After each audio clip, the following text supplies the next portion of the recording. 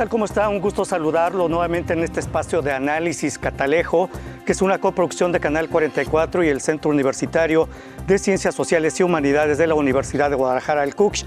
Catalejo es una mirada profunda hacia horizontes cercanos, con la perspectiva y análisis de especialistas y académicos del CUCH y la Universidad de Guadalajara. En esta ocasión hablaremos de un tema que está muy en boga, sobre los libros de texto gratuitos. ¿Qué va a pasar con ellos? ¿Qué ha pasado ya en esta semana de inicio de clases? Y para ello hemos invitado a la doctora Ana Cecilia Valencia Aguirre. Ella es coordinadora de la Maestría en Estudios Filosóficos del CUCH. Doctora, bienvenida. Gracias por estar con nosotros. Gracias a ti. Y la doctora Itzia Goyaz Núñez, directora de Mexicanos Primero Jalisco. Además es doctora en educación. Doctora, muchas gracias por estar con nosotros. Muchas gracias a ti, Antonio. Y el doctor Luciano Oropesa Sandoval, él es profesor e investigador del Departamento de Estudios en Educación del CUCH. Doctor, bienvenido, gracias por estar con nosotros. Gracias por invitarnos. Bueno, la doctora Ana Cecilia Valencia Aguirre es profesora normalista. Un dato importante, interesante, es que ella además es formadora de docentes, así es que tiene pleno conocimiento de lo que se hablará durante esta emisión de Catalejo. Bueno, desde hace unos meses, desde hace unas semanas, los nuevos libros de texto gratuitos para la educación primaria y secundaria han sido el foco de numerosas críticas, algunas válidas, otras no tanto, desde diversos sectores, desde la oposición política del país hasta miembros del sector educativo, organizaciones civiles e incluso la Iglesia. Bajo esa premisa, yo quisiera comenzar preguntándoles a ustedes, pues, ¿es válida esta polémica que se ha desatado sobre los libros de texto gratuitos? Y bueno, analizaremos puntualmente temas como la ideología de género y sobre el tema de la ideología comunista que también se ha mencionado que tienen. Doctora Ana Cecilia Valencia, iniciamos con usted. ¿Es válida esta polémica y cómo consideran ustedes los nuevos libros de texto como especialistas en educación? Bueno, yo creo que es muy válida la polémica. Me parece que las voces plurales que se dan en un contexto democrático, que siempre de alguna manera permite retroalimentar, permite también tener una visión de cómo los diversos sectores reciben estos materiales educativos, y no solamente los materiales educativos, sino lo que hay detrás, que es toda una propuesta curricular, toda una visión de la educación. Yo creo que lo que hay en el fondo es un debate en torno a qué tipo de ciudadano se va a formar a partir del libro de texto, a partir del nuevo modelo educativo de la llamada nueva escuela mexicana. ¿Qué tipo de sociedad es la que se está tratando de promover y de valorar? ¿Desde qué mirada se está viendo, desde qué diagnósticos se están considerando los problemas del país? Y cómo a través de una propuesta educativa se intenta de alguna manera llevar un proceso también de resignificación, de construcción de ciudadanía, de formación de lo que es el ciudadano también dentro de una sociedad que se visualiza desde el diagnóstico que se hace en la propuesta curricular como un país diverso, como un país pluricultural, pero también como un país donde hay grandes desigualdades sociales, económicas, culturales, y que tiene que ser reconocido también desde esa diversidad y desde esa pluralidad. Ahora bien, pues la educación siempre ha sido un campo, una arena de debates, una batalla entre posiciones ideológicas.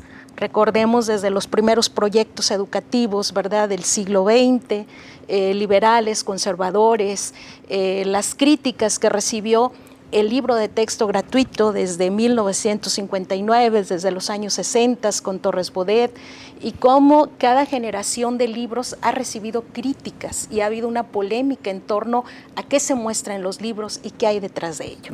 Entonces yo creo que es muy sana la discusión, es muy sana la pluralidad, y las voces finalmente se tienen que considerar como valiosas todas, porque representan la complejidad del país, representan la pluralidad. Muy bien, muchas gracias, doctora.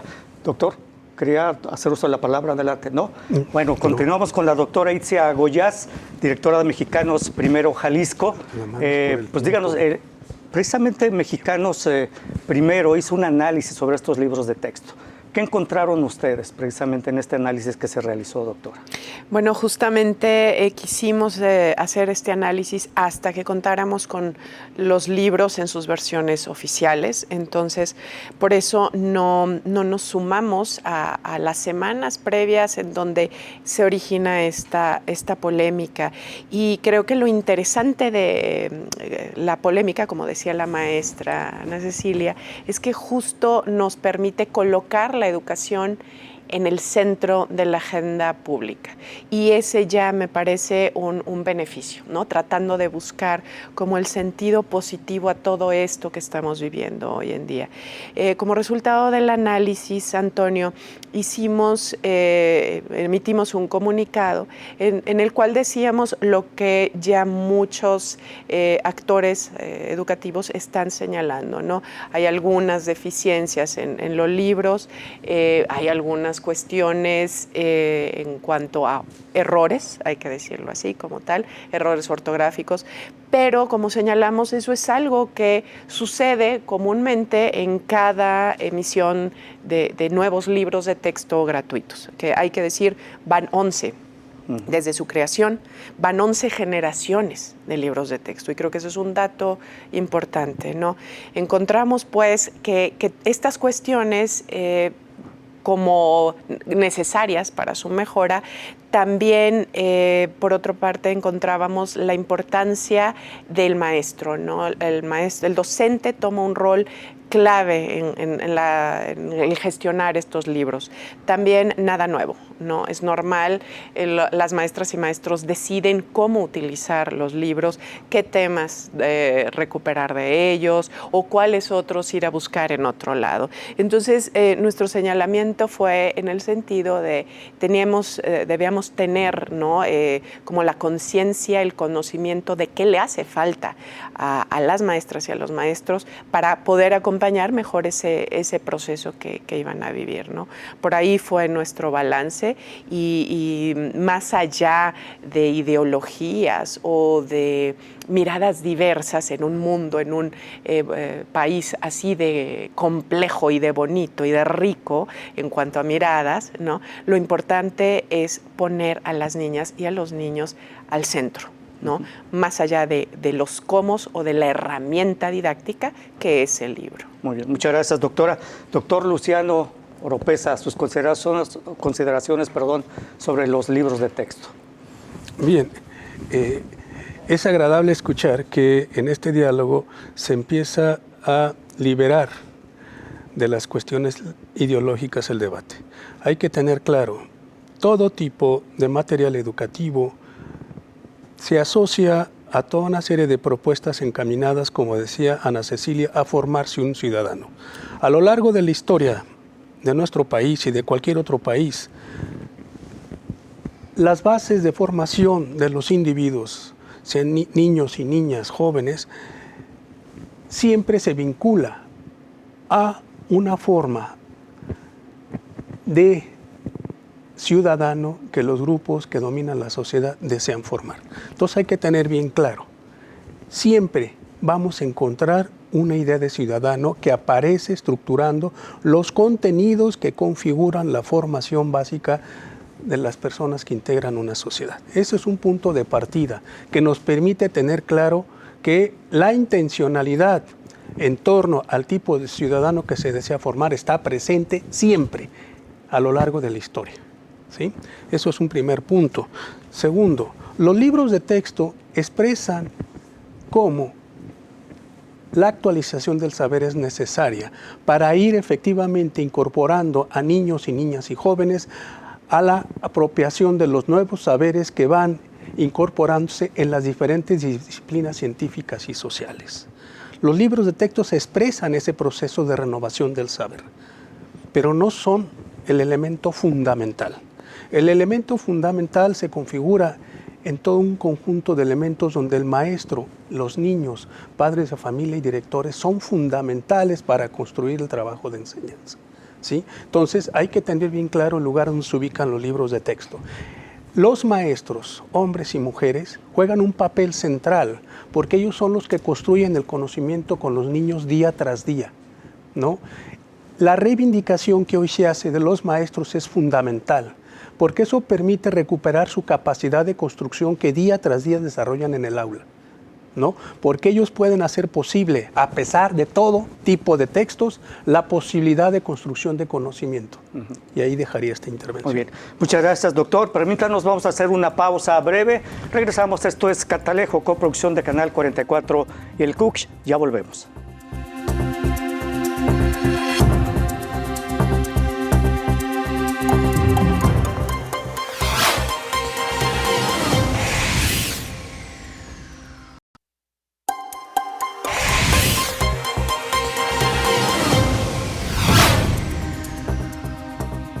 Muchas gracias por seguir con nosotros en Catalejo, esta coproducción de Canal 44 y el CUCH. El tema en la emisión de hoy son los libros de texto gratuitos que comenzaron a repartirse ya en esta semana. De hecho, en Jalisco vamos a hablar del tema. El gobierno decidió comenzar a repartirlos en esta semana, el gobierno del estado. Bueno, estos libros forman parte del modelo educativo implementado por el gobierno federal que encabeza Andrés Manuel López Obrador, y en este esquema que se denomina la nueva escuela mexicana. Yo quiero preguntarles a ustedes, como especialistas en educación, docentes, han dado clases frente a grupos, especialistas en temas educativos, ¿qué podemos entender por la nueva escuela mexicana? Hay un concepto bien definido, una ruta que marca hacia dónde quiere llegar el gobierno federal con este concepto de nueva escuela mexicana. ¿Qué podemos entender de eso, doctora? Sí se parte de un diagnóstico que me parece a mí un diagnóstico muy crítico, donde se aborda desde la propuesta curricular 2021 cuál es la condición que tiene el país en términos de desigualdad, de pluralidad y sobre todo a partir de un evento global que nos mostró las limitaciones de la escuela, que fue la pandemia. Con el diagnóstico que se da a partir de la pandemia, se puede percibir que el formato de la escuela tradicional es un formato que ha sido rebasado y donde se visibilizan muchas formas de acceder al conocimiento, muchas maneras de aprender, muchas formas también de ir hacia los grupos, porque no es cierto que todos vivimos la pandemia a través de las redes, a través del Meet, del Zoom, sino que hubo procesos diferenciados de acuerdo a los contextos. Entonces, ese diagnóstico permitió ver lo que podríamos llamar las limitaciones de la escuela desde esa mirada unicista, tradicional, convencional, y precisamente de este diagnóstico surge la propuesta curricular, claro, con bases legales, con una concepción de la mexicanidad desde el reconocimiento de la diversidad, de la pluralidad, y donde se reconoce que si bien es cierto que aparecía la palabra inclusión en las partes legales de la educación mexicana, en la legislación, en el artículo 3, la educación es inclusiva, en la realidad las diversas voces no estaban visibilizadas en lo educativo. Y esto permite hablar de una justicia social, no solamente retributiva, sino de visibilización política. Habría que reconocer que esa pluralidad tenía de alguna manera que estar presente en el hecho educativo. Entonces, por escuela mexicana se entiende, se parte de un diagnóstico que visibiliza esa pluralidad, esa desigualdad, esa invisibilidad de ciertos grupos sociales y culturales, y esa necesidad de construir el tejido a partir del reconocimiento en lo educativo. Entonces, es un proceso que está abierto, que se construye, donde se dan elementos desde los llamados planes sintéticos que marcan como el devenir de lo educativo, pero que se tienen que concretizar ya en los contextos situados. Muy bien, muchas gracias, doctora. Doctora Itzia Goyaz, sus consideraciones sobre este concepto Nueva Escuela Mexicana desde la perspectiva de Mexicanos Primero. Quisiera retomar el planteamiento de qué es un modelo educativo. Ya mencionaba un poco Ana Ceci sobre es el respondernos el para qué queremos ir a la escuela, para qué queremos un proceso de formación, qué tipo de ciudadano o a qué tipo de ciudadano aspiramos. En ese sentido, el modelo es lo que nos marca el propósito de la educación. Entonces, me parece que ahí lo importante es que en el momento actual si bien se hacen diagnósticos, etcétera, sí tenemos que ser muy sensibles de cuál es la imagen, cuál es la fotografía del momento actual, para poder verificar en qué medida ese modelo a través del tiempo va a lograr esa aspiración. Me refiero a que llevamos años, sexenios tras sexenios, modificando esta visión del para qué la educación. Entonces, sí quisiera colocar aquí en esta mesa, en este diálogo, la importancia de contar con un modelo transeccional, porque la educación no es algo que pueda estarse modificando administración tras administración. Mencionaba hace un momento, los libros de texto han tenido ya 11 generaciones en 60 años. Solamente 4 administraciones en los últimos 60 años no los han cambiado. ¿Esto qué representa? En la vida cotidiana de la escuela, pues al maestro le representa tiempo para formarse, para entender el nuevo modelo y para llevarlo a la vida. Considero que este modelo tiene, como todos los modelos educativos, lados muy positivos y otros que hay que revisar, ¿no? Pero en ese sentido, me parece que lo importante es ir evaluando conforme va avanzando en el tiempo cuáles son los resultados que nos está dando de una forma transparente y que permita que los usuarios, los verdaderos usuarios, las niñas, niños, los adolescentes, nos puedan, a través de ellos podamos saber en qué medida estamos cumpliendo con esta labor, ¿no? El modelo tiene una buena aspiración, me parece.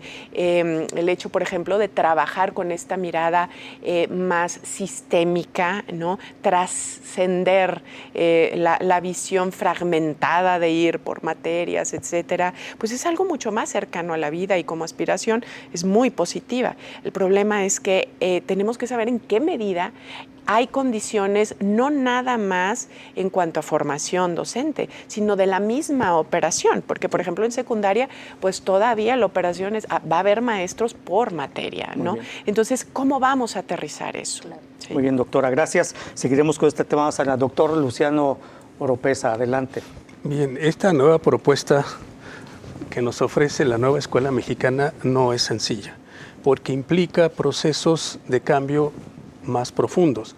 No es solamente una propuesta curricular, sino es una propuesta que trae consigo replantear la forma como se construye el conocimiento, ¿no? Es una nueva perspectiva epistémica, es decir, una nueva forma de construir, una forma horizontal, en donde se plantea recuperar los saberes de la comunidad, en donde los maestros tienen que generar, junto con los niños, con los padres de familia, con los directores, proyectos a partir de los saberes que forman parte de esos grupos con los que los maestros trabajan, ¿no? Es complejo. Los maestros se enfrentan a un gran reto. No es fácil. Los maestros tienen que aprender a enseñar de esa manera y aprender con los niños los saberes de los niños para construir junto con ellos nuevos saberes a partir de esa horizontalidad, a partir de los saberes que pululan en la comunidad y en los sujetos que participan en la comunidad. Y los maestros no sabían enseñar de esa manera. Es todo un proceso. Entonces, las reformas no implican cambios de un día para otro. Las reformas se enfrentan a prácticas sedimentadas a lo largo del tiempo. Los maestros aprendieron a enseñar de cierta forma y no van a cambiar de la noche a la mañana, ¿no? Desde enero se han desarrollado procesos de capacitación en donde los maestros se han entusiasmado y han manifestado también resistencias, pero se han entusiasmado porque se empieza a reivindicar el papel del docente en esas dinámicas. El maestro vuelve a ponerse como parte importante en el proceso de construcción del conocimiento de los saberes. Entonces, esa es una de las grandes aportaciones que ofrece esta nueva propuesta curricular. Evidentemente, no es sencilla y va a implicar retrocesos, va a implicar dificultades, ¿no? Sin duda alguna, ¿no? ¿Por qué retrocesos, doctor? Porque muchos de los maestros van a manifestar resistencias, van a manifestar oposiciones, porque en eso entran en juego también las creencias y representaciones que los maestros tienen en torno a los nuevos saberes que se plantean en la propuesta curricular, asunto que veremos al rato si tocamos el tema del género. Sí, por supuesto. Muchas gracias, doctor. Permítanos, vamos a hacer una nueva pausa, regresamos. Esto es Catalejo, coproducción de Canal 44 y el CUCH. El tema de la emisión de hoy, los libros de texto gratuitos. Ya regresamos.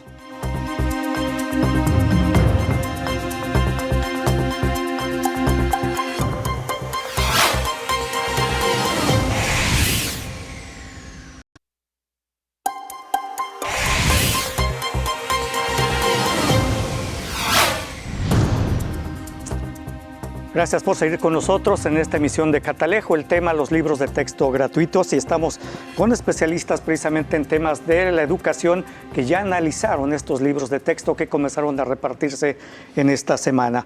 Bueno, estos libros de texto gratuitos han sido criticados por imprecisiones en datos históricos, errores en el planteamiento de problemas matemáticos. De hecho, se dice que no hay mucha matemática en los libros, así como en el tratamiento de temas como la inclusión, la igualdad de género, que algunos sectores de la población los llaman ideología de género.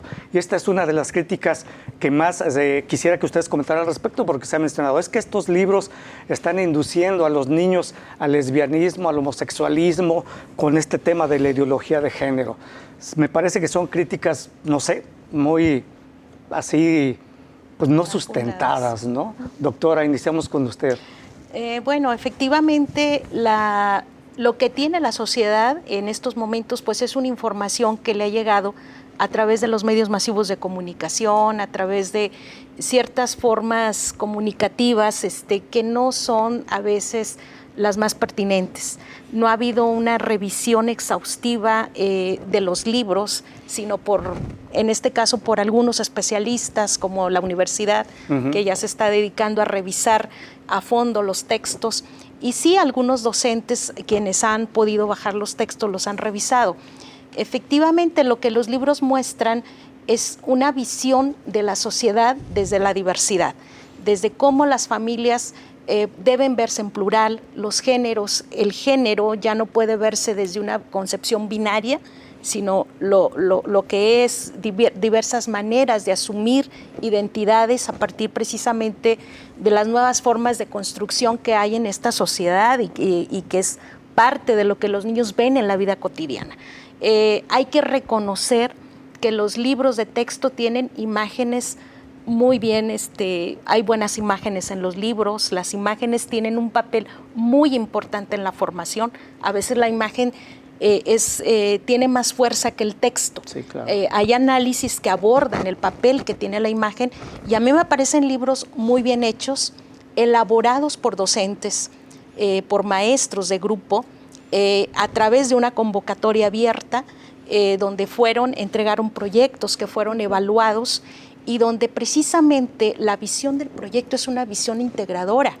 Y esto del conocimiento, el conocimiento ya no puede ser visto de manera fragmentaria, sino a partir de proyectos que tienen que ver con problemas comunitarios.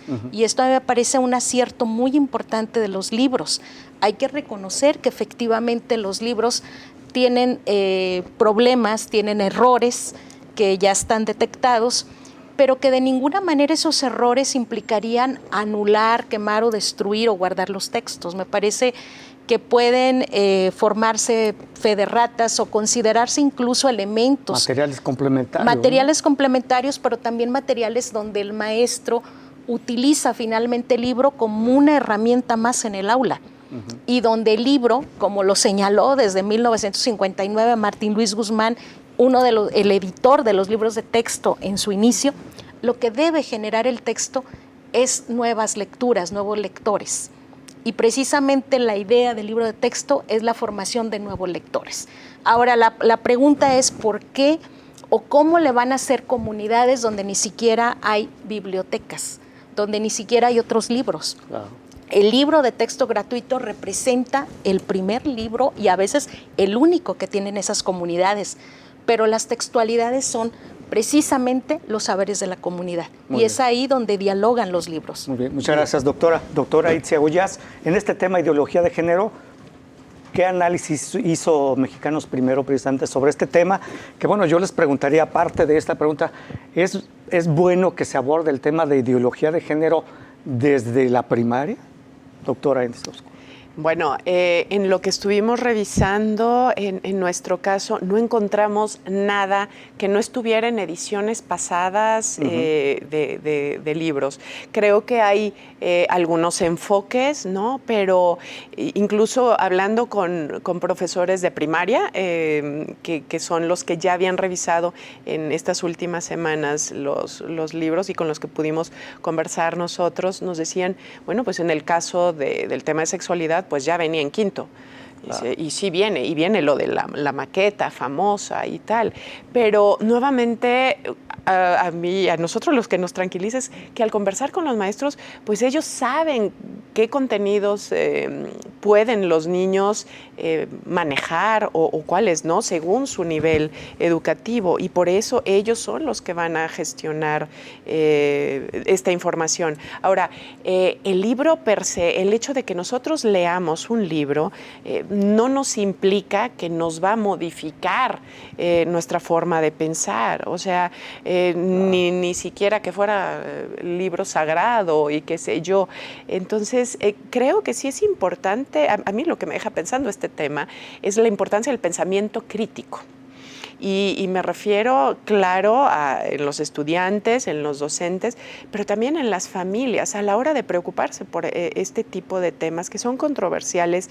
Cada quien podemos tener una visión del mundo. Yo creo que justo es lo que nos hace falta en esta sociedad, entender que vamos a tener diferentes visiones del mundo y que lo importante es que cuando abonamos a la formación de un pensamiento crítico, lo que estamos es ayudando a nuestras niñas y niños a pensar por ellos mismos, justo a no permitir un adoctrinamiento, a poder aprender a valorar, ¿no? Ahora hay un entorno y hay una realidad, y el hecho de no querer verla, pues no creo que nos ponga en un estado de ventaja. Sí, no va a cambiar la realidad si no la queremos ver. Exactamente. Entonces, yo creo que más bien es enseñarles a los niños, en todo caso, ¿no? Qué es lo que nosotros vemos en esta realidad, pero sobre todo enseñarles a que ellos aprendan a valorarla. Porque esto implica que desde un pensamiento crítico el niño no se vaya con la finta, como decimos, cuando llegan estos retos virales o cosas de otro tipo, ¿no? O sea, trasladamos el pensamiento crítico al actuar en la vida, a un actuar en beneficio de nosotros y de nuestra sociedad. Entonces, yo creo que debemos trascender esas discusiones, ¿no? Entender que vivimos en este mundo, que estas cosas existen, ¿no? Muy bien. Muchas gracias, doctora. Doctor Luciano Oropesa. Bueno, yo creo que ahí en el eje de género precisamente aparece uno de los grandes obstáculos, porque ni siquiera en los libros de texto se ha explicitado con claridad cómo se visualiza el concepto de género. Género no puede asociarse solo a sexualidad. Género implica ver cómo se construyen masculinidades y feminidades y las otredades, los otros. Y los maestros desde preescolar, primaria y secundaria no tienen claro cómo se desglosa de acuerdo a las etapas de desarrollo, qué tipo de enseñanzas deben inculcarles a niños y niñas desde preescolar, primaria y secundaria. No se trata de cuestión de sexualidad solo, sino de los comportamientos que van haciendo relaciones de equidad, de inclusión entre lo masculino y lo femenino y lo diverso. Los maestros no tienen claro todavía. No les podemos pedir lo que para ellos no formaba parte de su enseñanza diaria. Lo tienen implícito, pero es importante que empiecen a clarificar en ese proceso. Y van a requerir textos complementarios que los ayuden a explicitar qué es importante enseñar en términos de su masculinidad y feminidad en etapa de preescolar. ¿Qué es importante enseñarles a los niños y niñas que llegan por primera vez a la escuela y se juntan los niños por su lado y las niñas por su lado, o el niño que llega y maltrata a la niña, o la niña que se comporta de cierta manera? ¿Qué cosas debemos enseñarles? ¿Qué cosas debemos enseñarles en primaria y en secundaria? Y eso es importante, articular lo que es la etapa de desarrollo que bien conocen los maestros, su capacidad de aprender en cada etapa, pero qué es importante empezar a explicitar como elementos que debemos incorporar en torno a la enseñanza de género. ¿no? Que no se puede tampoco sujetar como un proceso de etiquetas, que depende de las particularidades con que llegan niños al preescolar y las niñas en primaria y en secundaria. Ese es un punto muy importante, porque esa es una de las dificultades que está apareciendo, y también la serie de representaciones y esquemas con las que los maestros y maestras hemos caminado en torno a la diversidad, ¿no? Los maestros y maestras durante muchos años nos movimos bajo el esquema binario, y hoy que nos enfrentamos a la diversidad como un elemento de conocimiento que va a permitir la inclusión, aparecen las telarañas, aparecen las estructuras mentales que han configurado la forma de ser y actuar de los maestros como un bloqueo que se opone a aceptar ese tipo de nuevos conocimientos en torno al género. Muy bien, muchas gracias, doctor. Permítanos, vamos a hacer una pausa, regresamos a Catalejo, coproducción de Canal 44 y el CUCH. Ya regresamos.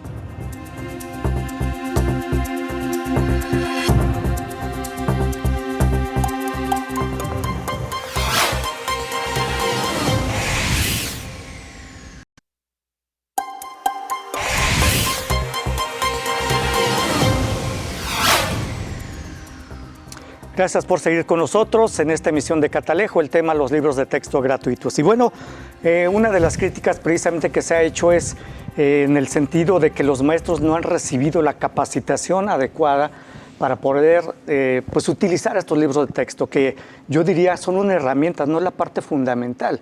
Los maestros que los quieran utilizar los utilizan, y los que no, pues no los utilizan y ya. Los pueden utilizar para otras cosas, como mencionábamos fuera del aire antes de entrar a esta emisión. Y bueno, básicamente yo quisiera preguntarles, ¿recibieron los maestros de preescolar, primaria, secundaria la capacitación adecuada, tanto para la nueva escuela mexicana, para tratar los temas que están, por ejemplo, de ideología de género y todo lo relacionado con cómo implementar los libros de texto, trabajar por proyectos, que es un cambio radical en la forma de enseñar? Doctora. Yo considero que uno de los grandes problemas de las reformas educativas, y no solamente en México, sino que incluso está analizado a nivel de otras entidades, Estados Unidos, hay autores que dicen que el grave problema de las reformas es precisamente su concreción en el aula. O sea, se puede diseñar un modelo muy interesante, una propuesta, pero el problema sigue siendo quién va a concretar la reforma en el aula. Y en este caso recae nuevamente el peso de la reforma en un agente central que es el docente. Y efectivamente a mí me parece que sí se requiere tiempo, porque seguimos viendo la reforma, y digo seguimos porque no es un asunto de este gobierno ni del anterior, sino de la manera en cómo están pensadas incluso las políticas públicas en educación. Seguimos viendo que el cambio implica un cambio técnico. Ahora, ¿cómo voy a enseñar? Como si enseñar fuera un formato. Claro. Ahora, ¿cómo voy a evaluar? Ahora, ¿cómo voy a hacer una planeación de clase? Entonces, el problema siguen siendo los cómo. Y esto tiene implicaciones, digamos, fuertes, porque se sigue viendo el asunto de la reforma como un asunto de técnicas, de cómo hacer ahora. Y me parece que la cuestión central no es el cambio del hacer, sino una concepción distinta, como ya lo señalaba el colega Luciano, de un nuevo paradigma que implica una forma de apropiación del modelo.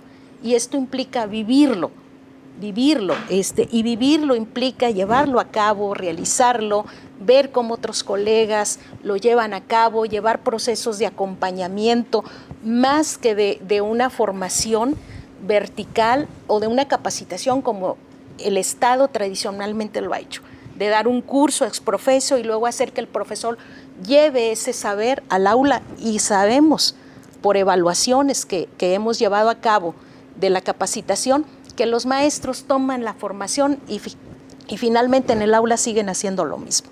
O que cambiaron objetivos por competencias, y es solamente un cambio cosmético, pero no es un cambio desde la propia práctica.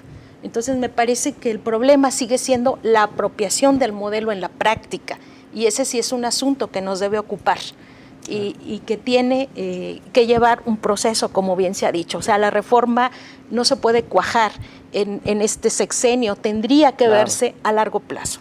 Sí, pero un modelo, como mencionaba la doctora, que sea uniforme y transeccional. Claro. No que esté sujeto a los vaivenes de la política. De la política, Doctora, ¿qué nos comenta al respecto? Justamente porque los maestros nos han comentado, pues es que desde enero nos han dado algunas pistas, alguna formación, ellos no sienten que estén en ceros, ciertamente. Sin embargo, sí creo que les debemos más respeto, ¿no? Y me refiero al respeto a su trabajo y el respeto al tiempo que necesita uno como maestro para comprender, en este caso, un nuevo modelo, una nueva visión. Los planteamientos, como decía el doctor, son profundos, transforman la vida, la forma de ver la vida. Y para que eso ocurra, no por encimita, como señala ahorita Ana Ceci, pues necesitamos hacerlos vida. Pongo el ejemplo hablamos de saberes comunitarios, ¿no? La recuperación de esos saberes de la comunidad. Sin embargo, no todas las comunidades son las comunidades romantizadas de pronto, ¿no? A veces en nuestro México pues vivimos en comunidades más bien golpeadas o que nos golpean, ¿no? Entonces, ¿en qué medida estamos considerando que no existe un piso parejo? Es lo que quiero decir. Asimismo, en cuanto a la formación docente, los docentes experimentados con los que hemos conversado son los que están tranquilos y nos dicen no hay ningún problema, lo vamos a atravesar, pero no es el caso de todos. Hay docentes que son noveles, que se van a enfrentar a esto por primera vez, y digo a esto porque es el gran reto que hemos conversado aquí.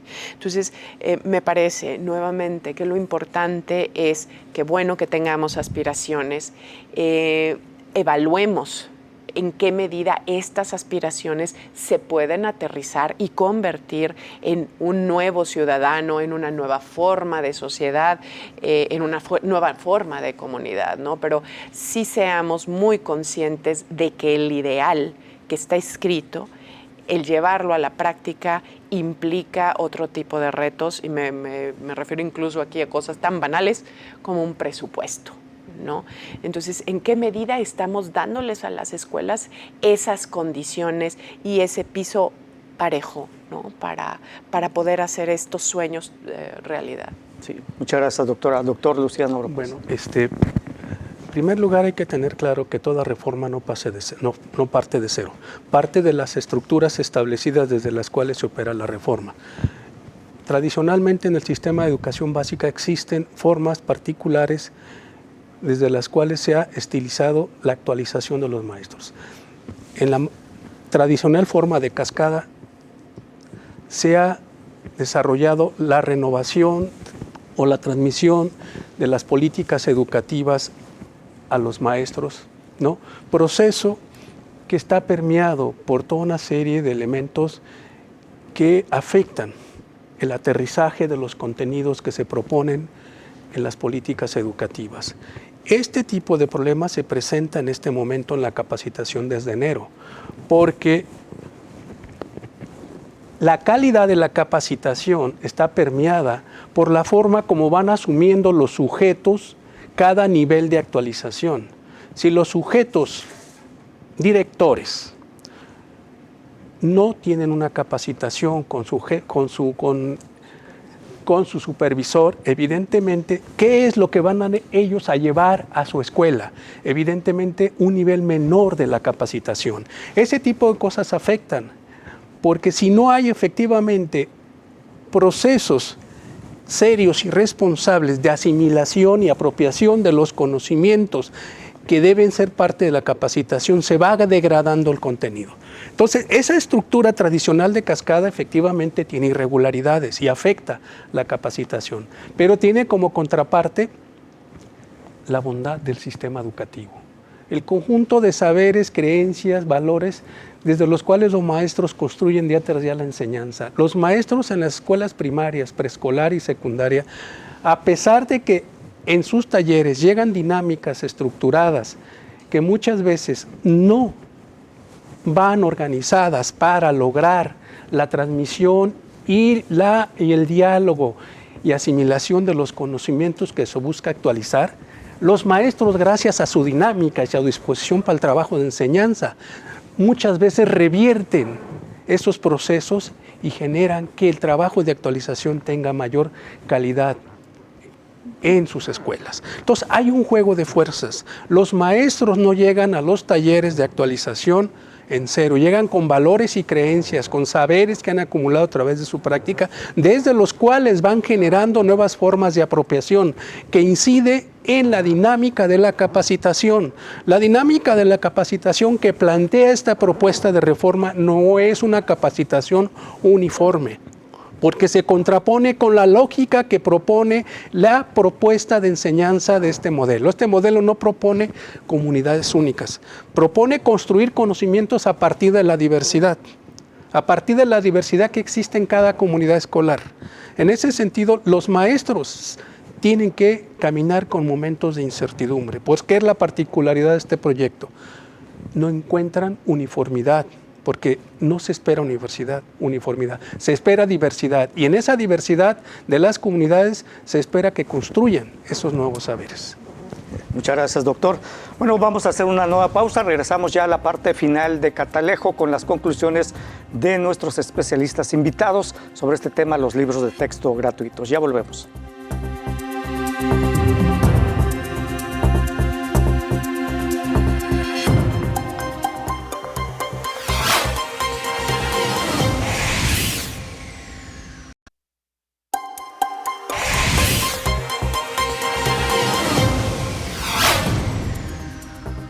Gracias por seguir con nosotros. Estamos ya en la parte final de Catalejo. Bueno, el gobierno de Jalisco el pasado martes anunció que legalmente no existe impedimento para la distribución de los libros de texto gratuitos, y el miércoles comenzó precisamente la distribución de estos textos, y la Universidad de Guadalajara, que integró un grupo que participó en el análisis de estos libros con 40 especialistas, también señaló que los errores no ameritan que los libros se queden guardados en una bodega, lo que retardaría aún más el rezago con el que cuentan los menores a raíz de la pandemia. Por lo tanto, estuvo a favor de la distribución de los libros. ¿Sus conclusiones sobre el tema, doctora?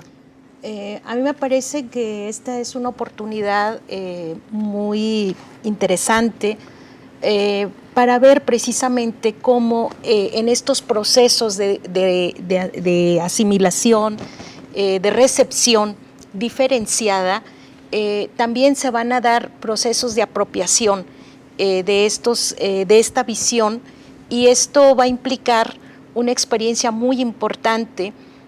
Yo aplaudo el que en estos momentos haya un debate público en torno a los libros, que me parece que debe seguir permanente en el sentido de construir también sociedades que se enriquezcan desde la pluralidad, y hay que recibir con buena mirada toda esta visión, digamos, crítica, que nos va a permitir situarnos en lo educativo como un campo fundamental para formar mejores ciudadanos y también para formar mejores sociedades. Muy bien, muchas gracias, doctora. Doctora Itzia Goiás, sus conclusiones sobre el tema.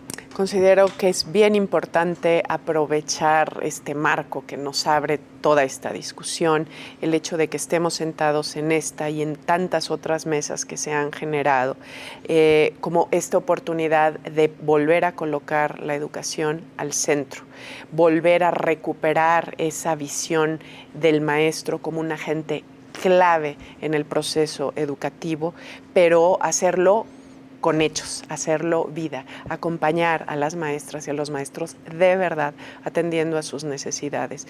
Y me parece que algo que es muy importante, y lo hemos visto en el ejercicio de estas últimas semanas, en esta última semana en especial, mientras sigamos siendo esta sociedad, tenemos que reconocer que es diversa, pero si ponemos al centro el objetivo común, que es la mejor educación para nuestras niñas y niños, y podemos hacer a un lado otros intereses o los intereses de otro tipo, y prevalece ese interés superior de la niñez, entonces seguramente lo que decidamos será en positivo y será favorable, y se podrá construir en medida que lo conozcamos, en medida que lo hagamos abierto, transparente, colegiado, consensuado, creo que entonces podremos llegar a esos acuerdos. Muy bien, dejar de lado los debates ideológico-políticos, ¿no? Que Así nada es. abonan a la educación. Doctor Luciano Oropeza, sus conclusiones. Bueno, yo quiero agradecer también la invitación porque estamos necesitados de este tipo de diálogos, de este tipo de debates, en donde desde diferentes enfoques se empiece a fundamentar la reflexión sobre la situación que vive actualmente el sistema educativo mexicano y en particular la reforma y los libros de texto, ¿no? Necesitamos dar pie a debates donde se discuta con conocimiento, con ideas que permitan ir más allá de la confrontación ideológica, porque eso no ayuda. Y aquí sí voy a corregir, no buscamos consensos, buscamos diversidad, porque la diversidad produce nuevos saberes. ¿Sí? Como lo decía Sara Corona ayer, no se trata de que se produzca consenso, porque de las diferentes posiciones se generan nuevos saberes. Claro. Doctor, lo voy a interrumpir. En el ámbito político dicen toda unanimidad es sospechosa. Sí, ¿No? exacto. Entonces vamos, hay que alentar estos debates porque permiten compartir con la comunidad elementos que enriquecen su capacidad de reflexión. Necesitamos gente pensante, gente crítica, que tenga elementos para enriquecer el diálogo, que los padres de familia lleguen y le digan a su maestro, vengo a colaborar. Y yo entiendo que mi colaboración puede ser esta, pero quiero que usted me diga si está en lo correcto, que me ayude a precisar, que llegue la mamá y el papá, que el director empiece a trabajar la horizontalidad, que ya entienda que esta dinámica implica tener relaciones de igualdad en el trabajo de enseñanza, que todo ese tipo de cambios que implica esta reforma empiecen a socializarse entre la población y que la población se involucre, ¿no? Por Y nada supuesto, más. me parece que la población está involucrada en este tema, ¿no? Pero de manera fundamentada. Sí, no haciendo caso a lo que circula en redes, que Las muchas fake veces... news. Exacto, las fake news, como lo Exacto. señala la doctora Itzia Goyaz. Pues yo les agradezco a ustedes que hayan estado con nosotros en este espacio de Catalejo. Muy amable, muchas gracias. Agradezco a la doctora Ana Cecilia Valencia Aguirre. Gracias, doctora, por haber estado con nosotros. La doctora Itzia Goyaz Núñez, de Mexicanos Primero Jalisco. Gracias, doctora. Muchas gracias. Está el Antonio. doctor Luciano Oropeza, del Departamento de Estudios en Educación del CUCH. Doctor, muchas gracias. Pero sobre todo, muchas gracias a usted. Nos vemos y escuchamos en la siguiente emisión de Catalejo. Muchas gracias.